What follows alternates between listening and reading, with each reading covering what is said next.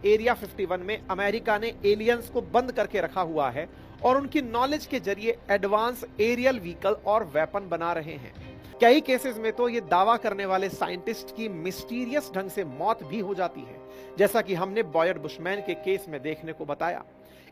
Bob ने यह भी क्लेम किया कि वो अपनी सर्विस के दौरान एरिया 51 में एलियन टेक्नोलॉजी पर भी काम किए थे। यूएफओ को उन्होंने देखा भी था, यहां तक कि उन्होंने एलियंस से भी बात की थी। एरिया 51 के अराउंड जहां देखो आपको इस तरह के वार्निंग साइंस नजर आएंगे, जिसमें साफ लिखा हुआ है कि ना तो कोई यहां एंटर कर सकता है और ना ही कोई यहां की फोटोग्राफ ले सकता है। मैटी रॉबर्ट्स ने बॉब लेजर की बातें सुनने के बाद इतना इंस्पायर्ड होकर काम किया कि वो मजाक मजाक में फेसबुक पर एक इवेंट क्रिएट कर दिए। मजाक में डाली हुई यह पोस्ट इतनी वायरल हुई कि 20 लाख लोगों ने इस इवेंट को ज्वाइन कर लिया। अमेरिकी गवर्नमेंट इससे इतना डर गई कि हजारों की संख्या में पुलिस और आर्मी ऑफिसर्स को एरिया 51 के बाहर तैनात कर दिया। अमेरिका एक ऐसा क्षेत्र चाहता था जहां वो टेस्टिंग करे लेकिन किसी को पता ना चले। क्या सच में अमेरिका दुनिया से कोई राज छुपा रहा है? क्या सच में यहां एलियंस के साथ काम किया जा रहा है?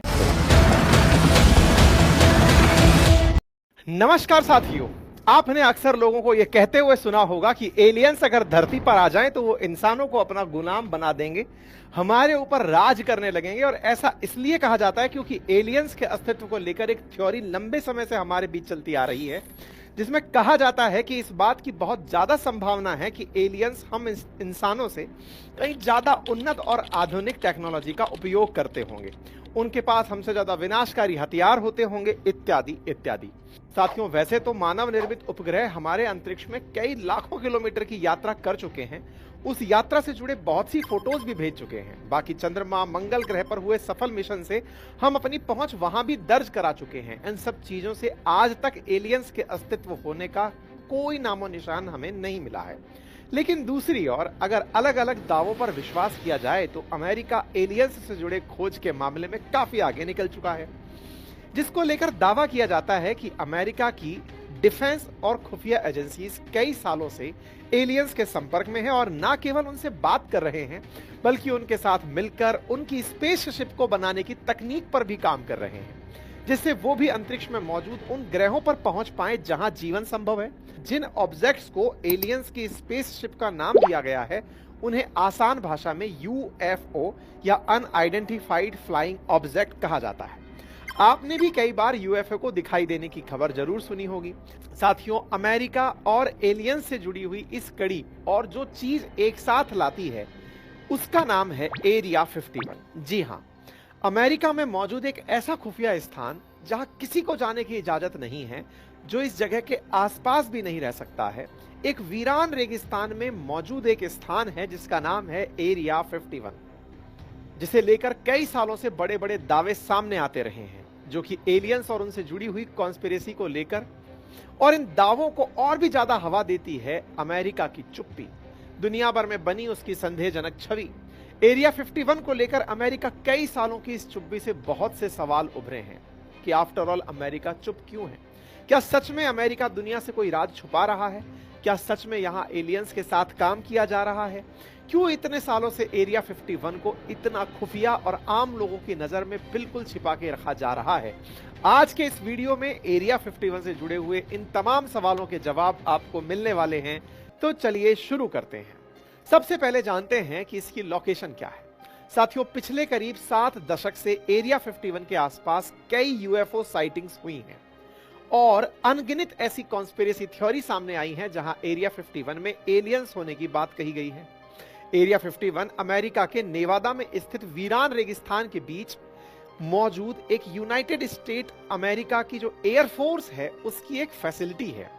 यह अमेरिकी गवर्नमेंट के द्वारा कंट्रोल किया जाने वाला सबसे बड़ा एरिया एनटीटीआर यानी Nevada test and training range के अंदर है, जिसके पास ही नेवादा की न्यूक्लियर टेस्टिंग साइट भी है, जैसे इंडिया में पोखरण है। यह वो एरिया है जहां वर्ल्ड वॉर 2 से पहले अमेरिका की मिलिट्री ने न्यूक्लियर वेपन की टेस्टिंग की थी, जिसे उन्होंने हिरोशिमा नागासाकी पर चलाया था। ऐसा माना जाता है कि एरिया 51 के इस सीक्रेट मिलिट्री बेस को साल 1955 में बनाया गया, मतलब टेस्टिंग हुई फिर वहां पर एक सीक्रेट बेस बनाया गया। साल 2022 में यूरोपियन स्पेस एजेंसी की सेंटिनल-2 नामक सैटेलाइट ने एरिया 51 की एक इमेज पब्लिक कर दी, जिसे आप देख सकते हैं, जिसमें ग्रूम नाम की एक विशाल लेक के आसपास कुछ कंस्ट्रक्शन नजर आता है। लेकिन आखिर इस जगह में ऐसा क्या है कि कोई भी इधर पर नहीं पहुंच पाता? जैसा कि मैंने वीडियो की शुरुआत में कहा था कि एरिया 51 इतनी रिमोट लोकेशन पर मौजूद है जहां इंसान रहते ही नहीं है। यहां तक पहुंचने के लिए 250 किलोमीटर लंबी एक रोड को पार करना होता है, जो सुनसान रेगिस्तान के बीच से गुजरती है, और इस रास्ते में कोई फ्यूल स्टेशन तक नहीं है। रेगिस्तान होने की वजह से यहां एवरेज टेम्परेचर 48 डिग्री सेल्सियस से ज्यादा रहता है, जहां पर सरवाइव कर पाना काफी कठिन है। और जो जगह इस खुफिया बेस के सबसे नजदीक मौजूद है उसका नाम रैशेल है, जो एक छोटा सा गांव है। ये गांव नेवादा के लिंकन काउंटी में आता है और 2020 के सेंसस के अनुसार यहां की पॉपुलेशन मात्र 48 है। एरिया 51 के अराउंड जहां देखो आपको इस तरह के वार्निंग साइंस नजर आएंगे, जिसमें साफ लिखा हुआ है कि ना तो कोई यहां एंटर कर सकता है और ना ही कोई यहां की फोटोग्राफ ले सकता है, और अगर कोई ऐसा करने की कोशिश करता भी है तो मिलिट्री को उसे फोर्सफुली रोकने का पूरा अधिकार है और अनियंत्रण की स्थिति में मिलिट्री फायरिंग का भी उपयोग कर सकती है। साथियों, एरिया 51 ज्योग्राफिकल लोकेशन के बारे में जान लेने के बाद अब यहां पर यह सवाल उठता है कि आखिर इस जगह पर ऐसा क्या है जिसे अमेरिका की सरकार और वहां की मिलिट्री दुनिया से छुपाकर रख रही है, जिसके लिए इतनी टाइट सिक्योरिटी की गई है कि परिंदा भी पर ना मार पाए। साथियों, अब इस बात को आगे समझते हैं। तारीख 21 जून 2019, अमेरिका के फेमस पॉडकास्टर जॉय रोगन ने बॉब लेजर नाम के एक फिजिसिस्ट का, जो कि फिजिक्स के विद्वान थे, उनको अपने पॉडकास्ट में इनवाइट किया। ये वही व्यक्ति थे जिन्होंने साल 1989 में एक इंटरव्यू में खुलासा किया था कि वे अमेरिका के सीक्रेट मिलिट्री बेस कहे जाने वाले एरिया 51 के फिजिसिस्ट थे, यानी कि एक फिजिक्स के वैज्ञानिक थे। बॉब लेजर ने बताया कि वो नेवादा में मौजूद इस सीक्रेट मिलिट्री बेस के S4 सेक्शन में काम करते थे, जहां एडवांस एरियल टेक्नोलॉजीज पर रिसर्च चल रही थी। वहां काम करने के दौरान उनके हाथों में कुछ डॉक्यूमेंट्स लगे, जिसमें एंटी ग्रेविटी प्रोपल्शन सिस्टम पर रिसर्च चल रही थी। अब ये एंटी ग्रेविटी प्रोपल्शन सिस्टम क्या है? आसान भाषा में कहें तो पृथ्वी का जो गुरुत्वाकर्षण है उसके विरुद्ध काम करने का, यानी उसके अपोजिट दिशा में काम करने की तकनीक पर रिसर्च चल रही थी। बॉब ने यह भी क्लेम किया कि वो अपनी सर्विस के दौरान एरिया 51 में एलियन टेक्नोलॉजी पर भी काम किए थे। यूएफओ को उन्होंने देखा भी था, यहां तक कि उन्होंने एलियन से भी बात की थी। जॉय रोगन के साथ उन्होंने जो पॉडकास्ट किया उसमें भी इसी चीज का उन्होंने जिक्र किया था। इस पॉडकास्ट को 5.8 करोड़ लोगों ने देखा, जिसमें से एक कैलिफोर्निया के बैकरफील्ड में रहने वाले 21 साल के कॉलेज स्टूडेंट मैटी रॉबर्ट्स भी थे। मैटी रॉबर्ट्स ने बॉब लेजर की बातें सुनने के बाद इतना इंस्पायर्ड होकर काम किया कि वो मजाक मजाक में फेसबुक पर एक इवेंट क्रिएट कर दिए, जिसका नाम था storm area 51। They can't stop all of us, यानी कि एरिया 51 की ओर बढ़ो और वो हम सभी को नहीं रोक पाएंगे। और ये इवेंट 20 सितंबर 2019 की रात को 3 बजे शेड्यूल किया गया, जिसके तहत हजारों लोगों को एरिया 51 के अंदर घुसने के लिए इनवाइट किया गया। मैटी रॉबर्ट का यह कहना था कि एक इंसान को तो सरकार गोली के दम पर रोक सकती है, पर अगर हजारों की संख्या में लोग पहुंचेंगे तो एरिया 51 के अंदर घुसने से उन्हें नहीं रोका जाएगा। गोलियों से भी चलाकर सरकार गलती नहीं करेगी। मजाक में डाली हुई यह पोस्ट इतनी वायरल हुई कि 20 लाख लोगों ने इस इवेंट को ज्वाइन कर लिया। अमेरिकी गवर्नमेंट इससे इतना डर गई कि हजारों की संख्या में पुलिस और आर्मी ऑफिसर्स को एरिया 51 के बाहर तैनात कर दिया। हालांकि इवेंट के दिन सिर्फ 6000 लोग ही वहां पर जमा हुए, जो थोड़ा बहुत नाच गाना करके और पार्टी करके वहां से वापस चले गए। लेकिन सोशल मीडिया पर एरिया 51 से जुड़े एक इवेंट को लाखों लोगों के द्वारा ज्वाइन किया जाना इस बात का सबूत था कि एरिया 51 के मिस्ट्री और सीक्रेट से कितने ज्यादा लोग फैसिनेटेड हैं। वहीं इस इवेंट को लेकर सरकार का रिएक्शन भी काफी कुछ बयान कर चुका था कि कुछ तो है जो इस एरिया 51 को लेकर अमेरिका इतना सतर्क है। लेकिन बॉब लेजर अकेले व्यक्ति नहीं थे जिन्होंने एरिया 51 को लेकर चौंकाने वाले खुलासे किए हों। साल 2014 में भी एक डॉक्टर हुए बॉयड बुशमैन। बॉयड बुशमैन के नाम से एक फॉर्मर यूएस साइंटिस्ट ने भी अपने इंटरव्यू के दौरान खुलासा किया कि एरिया 51 में वे काम कर चुके हैं। उन्होंने बताया कि एरिया 51 में American scientist extra terrestrial aliens के साथ मिलकर कुछ एडवांस टेक्नोलॉजीज पर रिसर्च कर रहे हैं। उन्होंने खुद यहां एंटी ग्रेविटी प्रोपल्शन सिस्टम, वही वाला सिस्टम जिसे कि गुरुत्वाकर्षण के विरुद्ध यूज किया जाता है, पर रिसर्च की है। यानी एक ऐसा सिस्टम जो ग्रेविटी के अगेंस्ट उड़ने वाले एयरक्राफ्ट बनाने में उपयोग किया जाता है। अपने दावों को मजबूती देने के लिए बॉयड बुशमैन ने एलियंस की फोटोग्राफ और वहां मौजूद एडवांस टेक्नोलॉजीज की इमेजेस भी दिखाई। उनके इस क्लेम के बाद दुनिया भर में एरिया 51 की चर्चा होने लगी और लोग यूएस गवर्नमेंट से इसके बारे में सवाल करने लगे। लेकिन यूएस गवर्नमेंट ने बॉयड बुशमैन के क्लेम को झूठा बताकर रिजेक्ट कर दिया और इसके कुछ ही दिनों बाद मिस्टीरियस ढंग से बॉयड बुशमैन की मौत हो गई। जुलाई 2022 में बिल हुसैन नाम के एक और फॉर्मर यूएस इंजीनियर ने भी उसे दावा किया कि उसने भी एरिया 51 के S4 सेक्शन में काम किया है। उन्होंने बताया कि उस जगह पर एलियंस के यूएफओ यानी अनआइडेंटिफाइड फ्लाइंग ऑब्जेक्ट्स मौजूद हैं और उनका काम इन यूएफओज की रिवर्स इंजीनियरिंग यानी खोलकर देखना कि इसमें है क्या पर चल रहा है और उस टेक्नोलॉजी को समझने का प्रयास किया जा रहा है। बिल ने यह भी बताया कि एरिया 51 में अमेरिका ने एलियंस को बंद करके रखा हुआ है और उनकी नॉलेज के जरिए एडवांस एरियल व्हीकल और वेपन बना रहे हैं। अपनी सर्विस के दौरान वो लगातार एलियंस के टच में रहे और उन्होंने जे रॉड नाम के एक एलियन से टेलीपैथी के जरिए बात भी की। साथियों, टेलीपैथी एक ऐसी तकनीक है जिसका उपयोग एक दूसरे के मानसिक विचारों को समझने में किया जा सकता है, वो भी बिना कुछ बोले। बिल बताते हैं कि जे रॉड नाम का जो एलियन है वो यूएफओ का पायलट यानी कि वो वाला हवाई जहाज जो कि एलियंस को धरती पर लाया था उसका पायलट था। उसने बिल को उनकी टेक्नोलॉजी के बारे में काफी कुछ बताया था। इसके अलावा बिल हुसैन ये भी बताया कि अमेरिका ने यूनाइटेड नेशंस के साथ एक पीस ट्रीटी साइन की हुई है जिससे कि एरिया 51 के राज को दुनिया के सामने ना लाया जा सके। हालांकि इस ट्रीटी के बारे में उन्हें कुछ खास नहीं पता था। साथियों, Boyd Bushman, Bill Uhouse, Bob Lazar की तरह ऐसे ही ना जाने कितने साइंटिस्ट हैं जिन्होंने एरिया 51 के बारे में कुछ ऐसे ही दावे किए हैं, पर यूएस गवर्नमेंट इन सब दावों को बेबुनियाद बताती रही। कई केसेस में तो ये दावा करने वाले साइंटिस्ट की मिस्टीरियस ढंग से मौत भी हो जाती है, जैसा कि हमने बॉयड बुशमैन के केस में देखने को बताया। इन सब दावों को सुनने के बाद काफी हद तक संभव है कि अधिकतर लोगों को यह विश्वास हो जाए कि एरिया 51 में एलियन मौजूद हैं और यूएस गवर्नमेंट जानबूझकर दुनिया से इन राज को छुपा रही है और इसी विश्वास के तहत सारी बातें सामने आती हैं। लेकिन जैसा कहा गया है, हर सिक्के के दो पहलू होते हैं। यहां एक पहलू और निकलता है और वो है एरिया 51 की कॉन्स्पिरेसी थ्योरी के पीछे अमेरिका का किसी और गहरे राज को छुपा कर रखना। जैसा कि आप सभी जानते हैं कि अमेरिका ने वर्ल्ड वॉर 2 के समय जो न्यूक्लियर टेस्ट किया था वो भी किसी को नहीं बताया था। टेस्ट करके और फिर उसे हिरोशिमा नागासाकी पर चला दिया। जब चल गया तब दुनिया को पता चला। इसलिए लोग कहते हैं कि हो सकता है कि अमेरिका कुछ ऐसे ही खतरनाक वेपन्स को वहां पर टेस्ट करता रहता है जिसकी किसी ने कल्पना नहीं की है। कहते हैं कि इन सभी चीजों में अमेरिकन सीक्रेट्स छुपे हुए हैं। इन सीक्रेट्स को छुपने के पीछे एक और कहानी निकलती है तारीख 24 जून 1947 से, जब अमेरिका का एक प्राइवेट पायलट जिसका नाम है केनेथ अर्नोल्ड, जब वो माउंट रेने से ऊपर अपना एयरक्राफ्ट उड़ा रहा था तब उसे आसमान में उड़ती हुई 9 अजीब डिस्क नजर आती हैं।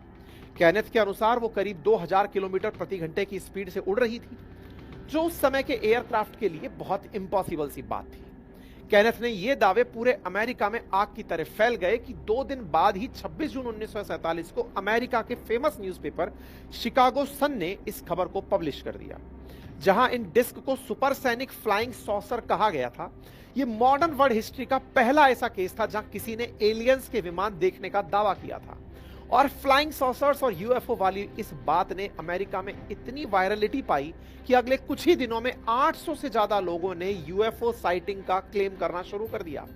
इसी दौरान अमेरिका ने न्यू मैक्सिको में स्थित रॉसवेल नाम की एक जगह पर घटना देखी, जहां पर एक कॉन्स्पिरेसी थ्योरी का केंद्र बन गया, और वो था 4 जुलाई 1947 को विलियम ब्रेजर नाम के किसान ने रात को एक जोरदार आवाज सुनी। आवाज के साथ साथ इतनी तेज रोशनी निकली कि उसकी आंखों से कुछ दिखा नहीं, सब कुछ उसके सामने लगभग बंद हो गया। विलियम ने कहा कि शायद कोई तूफान आया होगा, इसलिए उसने खास सीरियसली उसे नहीं लिया, लेकिन जब वह उस जगह जाकर खेत में देखा तो उसे एक अजीब सी चीज का मलबा मिला।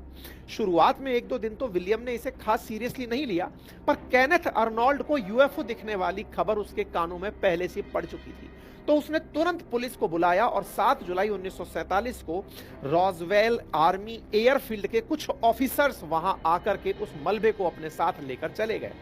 8 जुलाई 1947 को रॉसवेल के लोकल न्यूज़पेपर, जिसका नाम रॉसवेल डेली रिकॉर्ड था, उसमें एक न्यूज पब्लिश होती है जिसमें न्यूज़पेपर की फ्रंट लाइन थी कि राफ ने, यानी कि वही एरियल फोर्स ने, रॉसवेल में एक फ्लाइंग सॉसर का मलबा रिकवर किया है। केनेथ अर्नोल्ड वाली यूएफओ साइटिंग की तरह ही रॉसवेल में हुई यह घटना भी काफी तेजी से फैल गई, लेकिन अगले ही दिन यूनाइटेड स्टेट्स की एयरफोर्स ने एक स्टेटमेंट जारी करके कहा कि रॉसवेल में मिला मलबा कोई भी फ्लाइंग सॉसर नहीं बल्कि एक वेदर बलून था। एयरफोर्स की तरफ से आए इस स्टेटमेंट के बाद यह घटना पूरी तरह एक ठंडे बस्ते में चली गई और लोगों ने इसके बारे में बात करना बंद कर दिया। हालांकि साल 1978 में रॉसवेल इंसिडेंट फिर से एक बार सुर्खी में आया, जब इसी फोर्स के एक रिटायर्ड ऑफिसर जिसका नाम जैसे मार्शल था, उन्होंने खुलासा किया कि रॉसवेल में जो क्रैश हुआ ऑब्जेक्ट था वो वेदर बलून नहीं, एक यूएफओ था। यही नहीं, उन्होंने तो यह भी दावा किया कि उस यूएफओ क्रैश में मिलिट्री को सिर्फ मलबा नहीं बल्कि कुछ एलियंस की लाश भी मिली थी। लेकिन साथियों, यहां सोचने वाली बात यह है कि आखिर 1947 से पहले लोगों ने किसी यूएफओ को देखने का दावा क्यों नहीं किया? क्योंकि यहां बात एलियन की नहीं बल्कि यूएस गवर्नमेंट और उनके सीक्रेट मिलिट्री बेस एरिया 51 में छिपे खतरनाक रहस्यों की है, जिसे एलियंस की थ्योरी से कनेक्ट करके छुपाया जा रहा है। लेकिन ऐसा क्यों? वाकई में पॉइंट टू बी नोटेड है कि 1947 से पहले क्यों नहीं हुआ? हम आजाद हुए क्या इस खुशी में एलियन धरती पर आ गए क्या? असल में जब वर्ल्ड वॉर 2 का अंत हुआ तो अमेरिका ने जिस जगह हिरोशिमा और नागासाकी पर न्यूक्लियर हमला किया, उसके बाद अमेरिका में एक डर बैठ गया कि हमने तो कर लिया, अगर कोई और न्यूक्लियर बम बना ले गया तो? और ऐसी स्थिति में पीछे पड़ गया सोवियत यूनियन। सोवियत यूनियन ने मात्र 2 ही साल के अंदर 29 अगस्त 1947 को अपना पहला न्यूक्लियर वेपन सक्सेसफुली टेस्ट कर दिया। टेक्नोलॉजी के मामले में सोवियत रूस जिसे आप कहते हैं वो छोटा मोटा देश नहीं था। उन्होंने अपना न्यूक्लियर टेस्ट कर दिया, जिसके चलते अमेरिकी सरकार इतनी डर गई कि उसे डर लगने लगा कि कल को कहीं सोवियत रूस अमेरिका पर हमला ना कर दे, क्योंकि इस समय अमेरिका और रूस एक दूसरे के सामने कोल्ड वॉर के अंदर एंट्री कर चुके थे। एक दूसरे से डरने लगे थे कि कहीं हम पर हमला ना हो जाए। तो अमेरिकन लोगों ने अपने ऊपर हमले का डर किसी को जाहिर नहीं होने दिया। अब ऐसी स्थिति में सोवियत यूनियन का जो डर अमेरिका को था वो अमेरिका के लोगों को खुलेआम पता चल जाए तो ऐसी स्थिति में तो अमेरिका की अखंड बेइज्जती हो जाए। तो सोवियत यूनियन से निपटने के लिए अब इन्हें और वेपन डेवलप करने थे। अब इन्हीं कारणों से अमेरिकी गवर्नमेंट ने एलियन और यूएफओ की कॉन्स्पिरेसी थ्योरी को धीरे धीरे हवा देना शुरू किया। मतलब सभी तार अगर आप जोड़ेंगे तो ये एलियंस, कई बार आपके दिमाग में ये भी आना चाहिए कि 1947 में अमेरिका में ही क्यों दिखे, नंबर 1। और ये बताओ दुनिया में, अमेरिका में ऐसे कौन से हीरे जवाहरात लगे हैं कि एलियन वहीं आते हैं? दुनिया में 193 देश रजिस्टर्ड हैं यूएन के अंदर, भैया कहीं और दिखाई दे जाते, आंखें तो सबके पास थी, वहीं पर एलियन क्यों दिखाई देते? इसका मतलब तो ये हुआ कि यह एक कॉन्स्पिरेसी थ्योरी थी। अमेरिका एक ऐसा क्षेत्र चाहता था जहां वो टेस्टिंग करे लेकिन किसी को पता ना चले, इसीलिए उसने एक टूल दिया एलियन थ्योरी का। इससे अमेरिका को लेकिन मदद कैसे मिली? अगर हम रॉसवेल में हुई घटना पर नजर डालें तो गवर्नमेंट ने यह खबर फैलने दी कि रॉसवेल में यूएफओ मिला है, लेकिन अगले ही दिन इस बात से पलट गई कि उसने एक वेदर बलून देखा है। अब उससे हुआ यह कि लोगों ने एलियन का डर भी खत्म हो गया कि नहीं नहीं एलियन जैसी कोई चीज नहीं है, और साथ ही साथ कॉन्स्पिरेसी थ्योरी भी बैठ गई। मतलब जानबूझकर खबर को कैसे प्लॉट किया जाता है ये कोई एरिया 51 को देखकर समझे। एरिया 51 को एलियन का अड्डा बताने वाली एक्सपेरेसी थ्योरी अमेरिकी गवर्नमेंट की किसी चाल का हिस्सा हो सकती थी। अमेरिका की खुफिया एजेंसी CIA और यूएस मिलिट्री ने आराम से अपने एडवांस वेपन्स की टेस्टिंग इसी एलियन थ्योरी के तहत होने दी। अब आपके दिमाग में एक सवाल बनने लगेगा कि भाई अल्टीमेटली इन्होंने ऐसा क्या बना लिया। तो असल मायने में CIA और यूएस गवर्नमेंट ने लंबे समय तक एलियन और यूएफओ को लेकर अपना स्टैंड साफ ही नहीं किया। ना तो एलियन की थ्योरी को नकारा और ना ही इसके एग्जिस्टेंस को एक्सेप्ट किया। अब अगर आपको लग रहा है कि ये सारी बातें किसी कहानी का हिस्सा हैं, तो रॉजवेल्ट इंसिडेंट से जुड़े एक सीक्रेट डॉक्यूमेंट पर नजर डालिए, जिसे प्रोजेक्ट मोगुल के नाम से जाना जाता है। साल 1994 में कुछ डॉक्यूमेंट सामने आए जिनसे पता चला कि साल 1947 से 1949 के बीच में यूएस एयरफोर्स ने एक हाई एल्टीट्यूड बलून की टेस्टिंग की थी, जिसमें माइक्रोफोन लगे हुए थे, जिससे कि वो सोवियत यूनियन की न्यूक्लियर टेस्टिंग के बारे में जान सके। रॉजवेल में उस रात क्रैश हुआ जो ऑब्जेक्ट था, हो सकता है वो अमेरिका का वही बलून हो और केनेथ अर्नोल्ड ने भी होना हो इन्हीं को देखा हो। साल 1954 में अमेरिका के प्रेसिडेंट आइजनहॉवर ने हाई एल्टीट्यूड रिकॉनेसांस प्रोग्राम के लिए एक सीक्रेट साइट की डिमांड भी रखी थी, जिसके बाद ही एरिया 51 को बिल्ड किया गया। मई 1960 में सोवियत यूनियन ने लॉकहेड मार्टिन है उसके U-2 नाम के एक अमेरिकन स्पाई एयरक्राफ्ट को मिसाइल से उड़ा दिया, जो कि करीब 21,000 मीटर यानी 21 किलोमीटर की ऊंचाई, जिस पर साधारण फ्लाइट्स नहीं उड़ती हैं, पर उड़ रहा था। सोवियत यूनियन के डिफेंस प्रोग्राम की वह जासूसी कर रहा था। दुनिया के सामने यह खबर आने के बाद अमेरिका को ऑफिशियली इस जासूसी वाली बात को एक्सेप्ट करना पड़ा, लेकिन अमेरिकी सरकार इसके बाद भी बाज नहीं आई और उन्होंने लॉकहेड SR-71 ब्लैकबर्ड नाम का एक और एडवांस और हाई एल्टीट्यूड उड़ने वाला एयरक्राफ्ट बनाया, जिसकी टेस्टिंग भी एरिया 51 में ही की गई। Lockheed SR-71 Blackbird cold war के दौरान सबसे ज्यादा ऊंचाई और सबसे ज्यादा तेज उड़ने वाला प्लेन था। साथियों, इन सारी बातों से साफ हो जाता है कि एलियंस की थ्योरी बुनकर अमेरिका ने लंबे समय से गुप्त तरीके से अपने हथियारों को बनाया और शायद आज भी दुनिया से छिपकर एडवांस एलियन टेक्नोलॉजीज को डेवलप करने में लगा हुआ है। साथियों, यूनाइटेड स्टेट्स ऑफ अमेरिका एक ऐसा नाम है जो दुनिया भर में चल रही उथल पुथल के साथ किसी ना किसी रूप में जुड़ ही जाता है। फिर चाहे आप चीन ताइवान देख लें, साउथ चाइना सी देख लें, गाजा फिलिस्तीन देख लें, इजराइल हमास देख लें, या फिर रूस यूक्रेन वॉर देख लें, आज जहां भी दुनिया में कहीं उथल पुथल या विवाद चल रहा है, अमेरिका की भूमिका नजर आ जाती है। अगर आप पहिए को थोड़ा और पीछे लेके जाएंगे तो अफगानिस्तान, इराक, सीरिया की बदहाली में अमेरिका का अच्छा खासा योगदान देखने को मिलता है। अमेरिका के इस प्रवृत्ति के पीछे का सबसे बड़ा कारण है उसका सबसे ज्यादा पावरफुल बने रहने का ऑब्सेशन, यानी किसी को अपने से आगे ना बढ़ने देने की चाह। यानी कोई भी देश उसके आगे तरक्की करके ना निकले, इसके लिए उस देश को तबाह करने के सारे तरीके अपनाना। फिर खुद चाहे वो कितनी भी बड़ी टेक्नोलॉजी इजाद कर ले, कितना भी बड़ा हथियार बना ले, लेकिन उसे तब तक वो सब ठीक लगता है। लेकिन अगर कोई दूसरा देश इस काम को करे तो अमेरिका को ये बिल्कुल पसंद नहीं आता। जैसा कि हमने भारत के पोखरण परमाणु परीक्षण के विषय में बताया था कि कैसे भारत की हर एक हरकत पर अमेरिका की नजर लगी हुई थी। ये सिर्फ भारत की ही बात नहीं, सभी देशों के लिए अमेरिका चाहता है कि सभी देश सिर्फ उस पर ही निर्भर रहें, फिर चाहे आधुनिक हथियारों की बात हो या तकनीकी की। और इसी नीति के चलते अमेरिका आज भी अपना दबदबा दुनिया के हर कोने में बनाए हुए दिखाई देता है, फिर चाहे वो पॉलिटिकल डोमिनेंस हो, इकोनॉमिक डोमिनेंस हो, डिप्लोमेटिक डोमिनेंस हो, टेक्नोलॉजिकल डोमिनेंस हो। अमेरिका खुद की पोजीशन को कभी भी दांव पर नहीं लगने देता। एरिया 51 जैसे खुफिया स्थान अमेरिका की साख को बिछाने का काम करते हैं। अगर आपको यह जानकारी पसंद आई है तो अपने सभी साथियों से साझा करें। चैनल पर नए हैं तो सब्सक्राइब करें, क्योंकि इतनी देर तक एक जबरदस्त कहानी सुनते हुए अगर आपने यहां तक पहुंचने का कष्ट कर ही लिया है तो 0.19 सेकंड लगाकर चैनल को सब्सक्राइब और बेल आइकन दबाना बिल्कुल ना भूलें, जो कि फ्री ऑफ कॉस्ट है। भविष्य में आपको हमारे वीडियोस इसी क्रोनोलॉजी में प्राप्त होते रहेंगे।